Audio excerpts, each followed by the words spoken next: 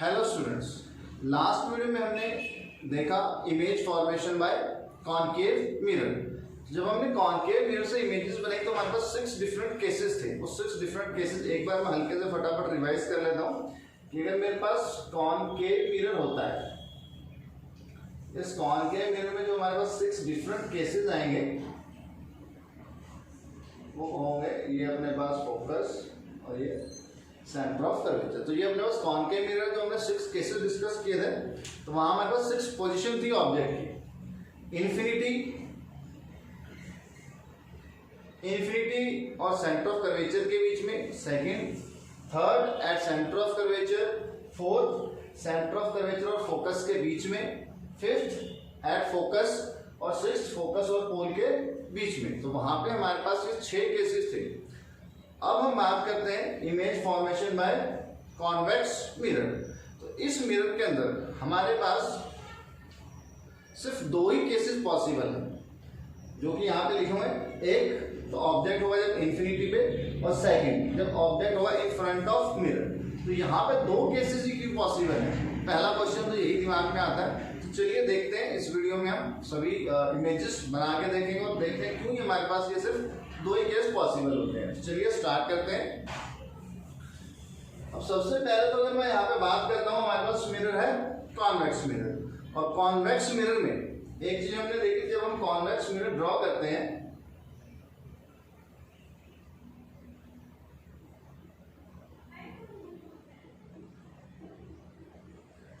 ये वाली हमारे पास होती है इसकी रिफ्लेक्टिंग सरफेस,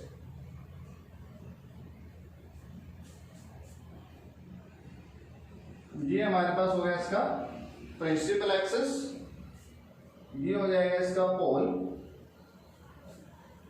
और इस साइड में मेरे पास होगा सेंटर ऑफ कर्वेचर और यहीं कहीं होगा फोकस। तो कॉन्वेक्स मिरर में हम चेक कर सकते हैं कि हमारे पास जो सेंटर ऑफ कर्वेचर और फोकस है वो मिरर के पीछे होते हैं, मिरर के बैक साइड में होते हैं। तो हम इन पॉइंट्स के ऊपर ऑब्जेक्ट को रख के नहीं देख सकते। तो अपने को ऑब्जेक्ट रखना तो हम इस साइड में रखेंगे इन फ्रंट ऑफ मिरर। तो फ्रंट में हमारे पास सिर्फ 2 ही केसेस बचते हैं, या तो ऑब्जेक्ट कहीं इन्फिनिटी पे होगा या फिर किसी फाइनाइट डिस्टेंस पे होगा। उसको हम सेंटर ऑफ कर्वेचर और फोकस के ऊपर नहीं रख के देख सकते। क्यों? क्योंकि कॉन्वेक्स मिरर के केस में ये मिरर के पीछे होते हैं। तो चलिए हमारे पास जो 2 केसेस हैं image formation by convex mirror, उनको चेक करते हैं। जो सबसे फर्स्ट केस है, जब ऑब्जेक्ट रखा हो एट इन्फिनिटी।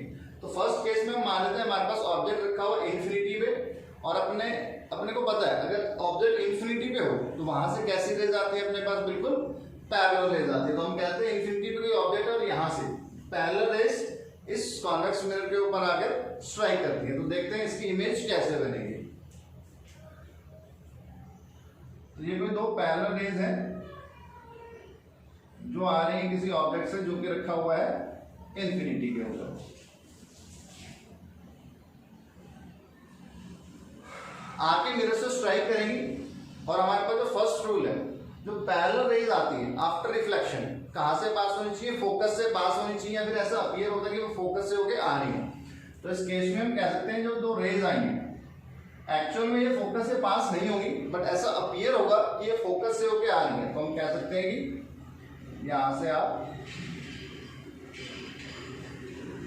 ये वाली रेज इस डायरेक्शन में चली जाएगी,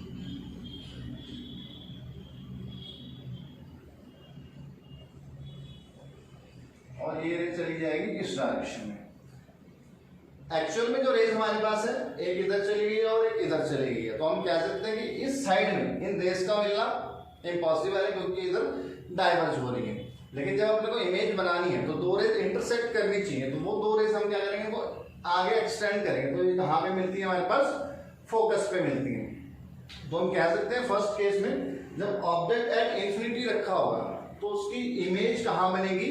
एट फोकस। तो उसकी इमेज बनेगी, पोजीशन ऑफ इमेज होगी एट फोकस। अब यहाँ पे हम नेचर की बात करते हैं। सबसे पहले हम देखते हैं कि रियल इमेज बनेगी या वर्चुअल इमेज बनेगी। तो अगर अपने पास मिरर के इस साइड में जो इमेजेस बनती हैं, या अगर हम कहते हैं रेज एक्चुअल में कट करती है, तो वहां पे अपने पास बनती है रियल इमेज। लेकिन इस केस में रेज एक्चुअल में कट नहीं कर रही है और जो इमेज बन रही है मिरर के इनसाइड पीछे बन रही है, तो ये इमेज अपने पास होगी वर्चुअल। तो हमारे पास नेचर में आएगा इमेज होगी वर्चुअल। सेकंड हम चेक करते हैं कि इमेज इन्वर्टेड बनेगी या इरेक्ट बनेगी। अगर ऑब्जेक्ट ऐसे रखा है उसकी इमेज नीचे की तरफ बनती है तो हम कहते हैं इन्वर्टेड इमेज है। ऑब्जेक्ट सीधा है उसकी इमेज भी सीधी बनती है तो हम कहते हैं इरेक्ट इमेज है। तो हमारे पास कॉन्वेक्स मिरर के केस में जो इमेजेस बनती है वो हमेशा बनती हैं इरेक्ट इमेजेस। तो वर्चुअल इरेक्ट। और अगर साइज की बात करें, ये दोनों रेज बिल्कुल फोकस के ऊपर इंटरसेक्ट कर रही है तो बिल्कुल छोटी इमेज बनेगी, वेरी स्मॉल साइज, या फिर आप कह सकते हो पॉइंट साइज। तो यहाँ पे वर्चुअल इरेक्ट और वेरी स्मॉल साइज, या फिर आप कहते हो और पॉइंट साइज। ये अपने पास हो गया केस नंबर 1। जब आपने ऑब्जेक्ट रखा है इन्फिनिटी, उसकी इमेज बनेगी एट फोकस और उसका नेचर होगा virtual erect and very small, या फिर हम कह सकते हैं पॉइंट साइज। अब हम सेकंड केस डिस्कस करते हैं। इन्फिनिटी पे ऑब्जेक्ट रखने के बजाय अगर हम किसी फाइनाइट डिस्टेंस पे ऑब्जेक्ट रखते हैं तो उसकी इमेज कैसी बनेगी। तो हमारे पास सेकंड केस है इन फ्रंट ऑफ मिरर। कहीं भी रख दो इन फ्रंट ऑफ मिरर, लेकिन इन्फिनिटी पे नहीं होना चाहिए। तो इसी डायग्राम को मैं थोड़ा एडिट कर देता हूं। मान लेते हैं कि हमारे पास जो ऑब्जेक्ट है वो यहां कहीं रखा हुआ है।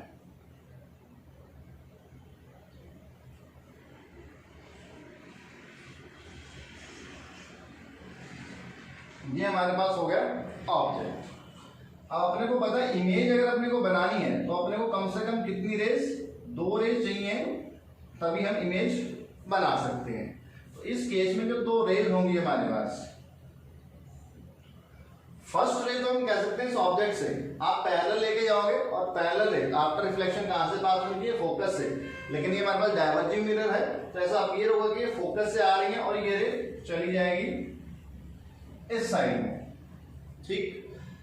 सेकंड रे आप डायरेक्ट सेंटर ऑफ कर्वेचर पे डाल सकते हो, या फिर अगर हम इस पोल के ऊपर डायरेक्ट सेकंड रे डाल देते हैं तो भी हमारे पास जो है इमेज बन जाएगी। तो फिलहाल मैं पोल के ऊपर डाल रहा हूं सेकंड रे, तो हम यहां से पोल के ऊपर डाल देते हैं एक रे। अब जो भी रे पोल के ऊपर आती है तो वो जिस भी एंगल से आती है उसी एंगल से रिफ्लेक्ट कर जाती है। तो ये जिस भी एंगल से आई है इसी एंगल से, सेम एंगल से ये रिफ्लेक्ट कर जाएगी। इस केस में भी आप चेक कर सकते हो, एक रे इधर जा रही है और एक रे इधर जा रही है। इस साइड में ये मिल नहीं सकती है तो हम क्या करेंगे, इमेज बनाने के लिए इनको एक्सटेंड करेंगे। अगर हम इसको एक्सटेंड करते हैं तो अपने पास यहां कहीं ऑब्जेक्ट की बनेगी इमेज। तो इस केस में कह सकते हैं जब आपने ऑब्जेक्ट रखा है इन फ्रंट ऑफ मिरर तो इसकी इमेज कहां बन रही है, पोल और फोकस के बीच में। तो इमेज पोजीशन ऑफ इमेज होगी बिटवीन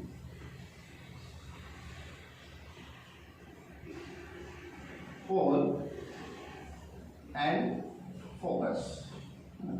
P और F के बीच में अपने पास इमेज बनेगी। नेचर की बात करते हैं, रेज एक्चुअल में कट नहीं कर रही है, ऐसा अपीयर हो रहा है कि यहाँ पे कट कर रही है, तो कैसी इमेज बनेगी, वर्चुअल इमेज। तो यहाँ भी हमारे पास जो इमेज होगी वर्चुअल। ऑब्जेक्ट सीधा रखा है, इसकी इमेज भी सीधी बन रही है, कैसी इमेज होगी, erect image. Third size check करें तो ऑब्जेक्ट के साइज से हमारे पास इमेज बन रही है छोटी, स्मॉल साइज। तो हमारे पास कॉन्वेक्स मिरर में सिर्फ ये 2 ही केसेस हैं। अगर आप ऑब्जेक्ट रखते हो इन्फिनिटी पे तो इमेज बनती है फोकस पे, कैसे बनेगी, वर्चुअल इरेक्ट और बिल्कुल पॉइंट साइज की। दूसरा, अगर आप in front of mirror object रखते हो, इमेज बनेगी बिटवीन पोल एंड फोकस, कैसी बनेगी, वर्चुअल इरेक्ट और स्मॉल साइज। तो यहाँ पे एक चीज आप नोट कर सकते हैं, जब भी आप कॉन्वेक्स मिरर से इमेज बनाएंगे वो कभी भी इन लार्ज या सेम साइज की नहीं होती। आप चेक कर लो, यहाँ पे हमारे पास फर्स्ट केस में भी ये वेरी स्मॉल या पॉइंट साइज है और सेकंड केस में भी हमारे पास ये स्मॉल साइज है, कहीं भी इन लार्ज नहीं आई है।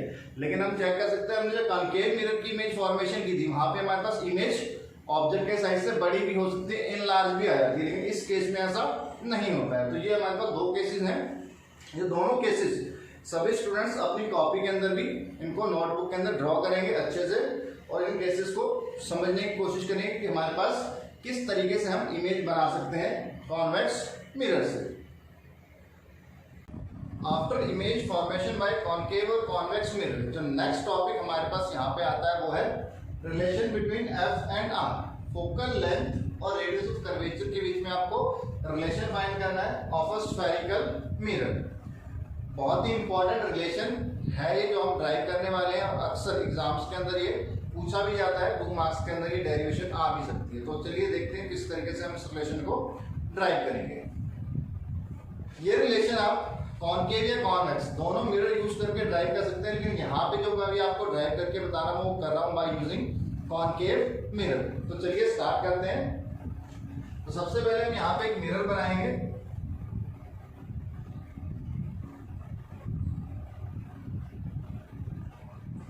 ये हमारे पास हो गया कॉनकेव मिरर। ये हो गई इसकी प्रिंसिपल एक्सिस, ये पोल, फोकस और ये सेंटर ऑफ कर्वेचर। अब अपने को पता सेंटर ऑफ कर्वेचर से कोई भी लाइन अगर मैं मिरर के ऊपर डालता हूं तो वो हमेशा एक नॉर्मल का काम करती है। तो यहां से मैं करें इस मिरर के ऊपर डाल देता हूं इस पॉइंट ए, और कह सकते हैं जो ए सी लाइन है ये इस मिरर के ऊपर क्या है, नॉर्मल है। अब मान लेते हैं कोई पैरेलल रे आती है और डायरेक्ट इस पॉइंट ए पे स्ट्राइक करती है। कोई पैरेलल रे आई और आगे स्ट्राइक करी इस पॉइंट ए पे, सी ए, ये यहाँ पे नॉर्मल है और ये हो गया अपने पास इंसिडेंट रे। तो इंसिडेंट रे और नॉर्मल के बीच में जो एंगल बनता है वो होता है एंगल ऑफ इंसिडेंस। तो यहाँ पे ये हमारे पास हो गया एंगल आई, जो कि हम मान लेते हैं थीटा होगा। पैरेलल रे after reflection from concave mirror कहां से पास होगी, फोकस पे से पास होगी। तो यही रे हमारे पास आ जाएगी यहाँ पे इस फोकस पे। अब ये भी अपने को पता है according to law of reflection angle I हमेशा एंगल आर के इक्वल होगा। तो हमारे पास ये वाला जो एंगल होगा ये होगा एंगल आर, जो कि होगा थीटा। तो ये एंगल थीटा है तो ये भी एंगल थीटा होगा, बिकॉज एंगल आई और एंगल आर हमेशा इक्वल होते हैं। अब यहाँ पे जो डिस्टेंस है फोकस से पोल तक का, इसको हम कहते हैं फोकल लेंथ, इसको हम डिनोट करेंगे स्मॉल एफ से। और जो सेंटर ऑफ कर्वेचर से पोल तक का डिस्टेंस है इसको हम कहते हैं रेडियस ऑफ कर्वेचर, इसको हम डिनोट करेंगे कैपिटल आर से। F to P focal length और C to P हमारे पास रेडियस ऑफ कर्वेचर, जिसको आप डिनोट करोगे R से। तो चलिए डेरिवेशन स्टार्ट करते हैं। यहीं पे यहाँ पे आपको एक नॉर्मल भी ड्रॉ करना होता है, हम यहाँ से एक नॉर्मल भी ड्रॉ कर देते हैं जो कि प्रिंसिपल एक्सिस को कट करेगा एट पॉइंट N। तो according to law of reflection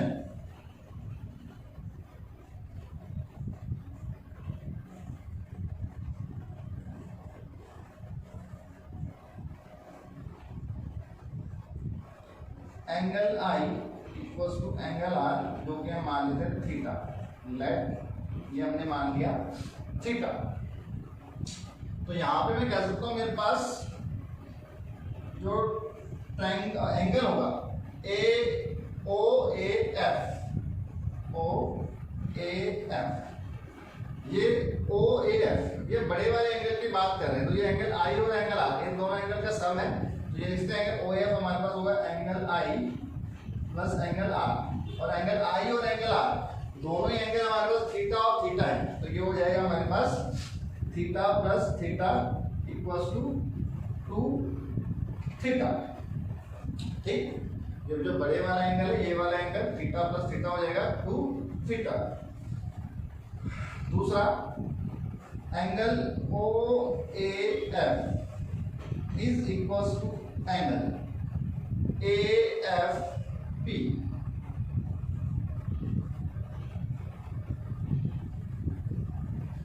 ये भी एंगल अपने पास 2 थीटा होगा। अब यहाँ पे आप चेक कर सकते हैं एंगल ओ ए एफ, ये टोटल एंगल 2 थीटा है, तो एंगल ए एफ पी ये एंगल भी मेरे पास 2 थीटा होगा। क्यों होगा? क्योंकि तो दोनों अपने पास अल्टरनेट एंगल्स आप कह सकते हो इस तरीके से। अगर मेरे पास 2 लाइन है और ये हमारे पास एंगल बन रहे हैं, एक तो यहाँ बन रहा है 2 थीटा, तो जो ये वाला एंगल ये भी मेरे पास क्या होगा 2 थीटा, अल्टरनेट एंगल्स। तो दोनों मेरे पास 2 थीटा होंगे। क्यों होंगे? ये alternate angles.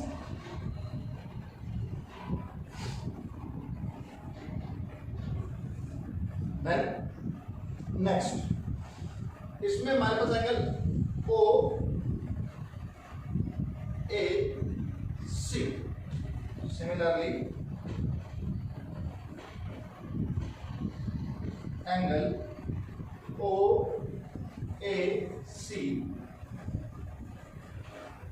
Is equal to angle A C P, और ये दोनों मेरे पास होंगे थीटा। तो अगर मैं स्मॉल एंगल की बात करता हूँ ओ ए सी, ये वाला स्मॉल एंगल थीटा, अगर ये एंगल थीटा है तो इसके अल्टरनेट एंगल जो है ये भी क्या होगा हमारे पास थीटा होगा। तो ये भी हमारे पास कहते हैं due to alternate angles.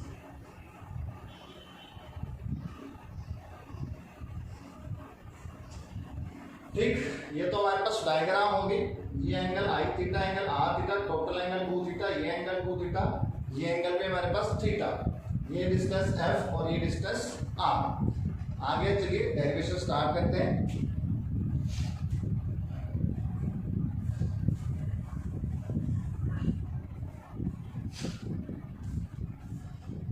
From right angle triangle, यहां पे आप राइट एंगल ट्रायंगल कंसीडर करेंगे A N C, A N C check कर सकते हैं ए एन और सी, ये वाला राइट एंगल ट्रायंगल मैं यहाँ पे कंसीडर कर रहा हूं। और इस ट्रायंगल में अगर आप tan थीटा फाइंड करते हैं, tan थीटा हमारे पास क्या होता है परपेंडिकुलर अपॉन बेस।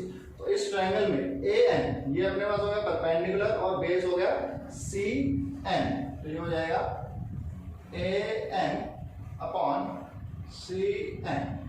इसके बाद में अपने को 2 अजम्पशंस यहां पे माननी है। जो फर्स्ट अजम्पशन हमारे पास है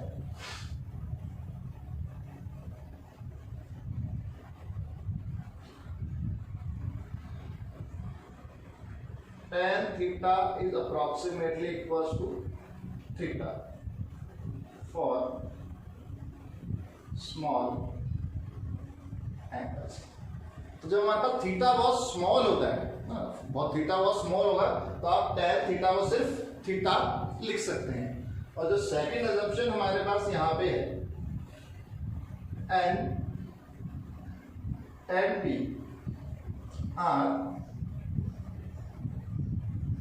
considered to be same point, n और p इन दोनों को हम एक ही पॉइंट मान के चलते हैं कि ये n है और ये p है। अब ये दोनों दिखने में अलग अलग लग रहे हैं, लेकिन ये एक्चुअल में बहुत पास होते हैं। जब आप स्मॉल अपर्चर का मिरर यूज करते हो तो ये पॉइंट बहुत पास होते हैं, तो इनको हम एक ही पॉइंट मान के चलेंगे। तो 2 अजम्पशन है for small angles, tan theta को आप थीटा लिख सकते हो, और जो n और p है इनको हम एक ही पॉइंट मान के चलेंगे। तो इन दोनों अजम्पशंस को अगर मैं यूज करता हूं, जो मेरे पास tan थीटा है ये हो जाएगा सिर्फ theta A N upon C N, और इस n पॉइंट के लिए मैं क्या लिख सकता हूं p, क्योंकि n और p एक साथ है तो इसको मैं लिखूंगा सी पी, जो कि अपने पास हो जाएगा A N upon C P. अब C से लेकर P तक का डिस्टेंस ये क्या है हमारे पास R, रेडियस ऑफ कर्वेचर, तो ए एन अपॉन आर, ये हमारे पास हो जाएगी इक्वेशन नंबर फर्स्ट। सिमिलरली अब आपको ट्रायंगल कंसीडर करना है। Similarly from right angle triangle, अब की बार जो हम ट्रायंगल कंसीडर करेंगे ए एन एफ, ये छोटे वाला ट्रायंगल ए एन एफ, यहां भी आप tan 2 थीटा फाइंड कर सकते हैं। tan 2 थीटा, क्योंकि यहाँ पे हमारे पास एंगल है 2 थीटा, क्या हुआ perpendicular upon base an upon fn। ठीक, और अगर हम जब ऊपर वाली दो असम्पशन इसके ऊपर लगाते हैं तो यही अपने पास हो जाएगा tan 2 थीटा को हम सिर्फ ले सकते हैं 2 थीटा an, ये an ही रहेगा, और fn, इस n पॉइंट के लिए हम ले सकते हैं p, क्योंकि n and p are same point, तो ये हो जाएगा fp, और fp, f से p तक का डिस्टेंस क्या है मेरे पास, फोकल लेंथ f, इसको हम लिख देंगे an अपॉन f, और ये हो जाएगी मेरे पास इक्वेशन नंबर 2। तो हमारे पास दो इक्वेशन आ गई, दो हमने इसमें राइट एंगल ट्रायंगल कंसीडर किया और ये असम्पशन हमने इस पे अप्लाई की। तो फर्स्ट हमारे पास इक्वेशन आ गई जो थीटा है वो हो जाएगा an अपॉन r, और जो सेकंड इक्वेशन आई है जो 2 थीटा है ये हमारे पास हो जाएगा an अपॉन f। हम इन दो इक्वेशंस को यूज करेंगे और सिंपली हम अपने रिजल्ट पे पहुंच जाएंगे। फ्रॉम इक्वेशन 1 एंड 2, तो फर्स्ट और सेकंड इक्वेशन को हम यहाँ पे यूज करते हैं। तो फर्स्ट इक्वेशन में कहते हैं थीटा कितना अपने पास an अपॉन r, और सेकंड इक्वेशन अपने लिखना है 2 थीटा, तो 2 थीटा, थीटा की जगह मैं पुट कर सकता हूँ an अपॉन r, तो ये हो जाएगा 2 थीटा की जगह क्या पुट कर सकते हैं an upon r, an upon r is equals to, किसके इक्वल है an अपॉन f, तो 2 थीटा किसके इक्वल है an upon f, an upon f। यहाँ पे हमारे पास an से an कैंसल आउट हो जाएगा, और कह सकते हैं जो रिजल्ट आएगा 2 upon r equals to 1 upon f। और जब आप इसको रीअरेंज करेंगे f की वैल्यू के लिए, तो जो आपके पास f आएगा ये आता है r बाय 2, और यही वो रिलेशन है जो कि आपको ड्राइव करने हैं। इस रिलेशन से कंक्लूजन क्या है हमारे पास, जो फोकल लेंथ होगी स्फेरिकल मिरर की वो किसके बराबर होगी, रेडियस ऑफ कर्वेचर के हाफ के बराबर। मतलब जो भी रेडियस ऑफ कर्वेचर आपको गिवन है उसको अगर आप 2 से डिवाइड कर दो तो आपके पास आ जाएगी फोकल लेंथ। f हमेशा किसके इक्वल होगा r बाय 2 के, और यही अपने को रिलेशन फाइंड करना है बिटवीन f एंड r। बहुत ही सिंपल डेरिवेशन है बच्चे, एक बार अगर आप खुद से ट्राई करेंगे इसको तो इजीली आपको समझ में आ जाएगी। फिर भी अगर किसी स्टूडेंट को इस डेरिवेशन के अंदर किसी भी तरीके की प्रॉब्लम आती है तो वो मेरे से कमेंट सेक्शन में मैसेज करके पूछ सकता है, उसको सॉल्यूशन जरूर बताया जाएगा। इस वीडियो में हम इतना ही करेंगे, लेकिन जो से नेक्स्ट आने वाली वीडियो है उसके अंदर में बहुत ही इंपॉर्टेंट फार्मूला जो कि हमारे पास है मिरर फार्मूला, उसको हम ड्राइव करेंगे। उस फार्मूले के ऊपर बहुत सारे न्यूमेरिकल्स आने के चांसेस रहते हैं एग्जाम के अंदर, तो नेक्स्ट वीडियो को बिल्कुल भी मिस ना करें। इस वीडियो में इतना ही, थैंक यू।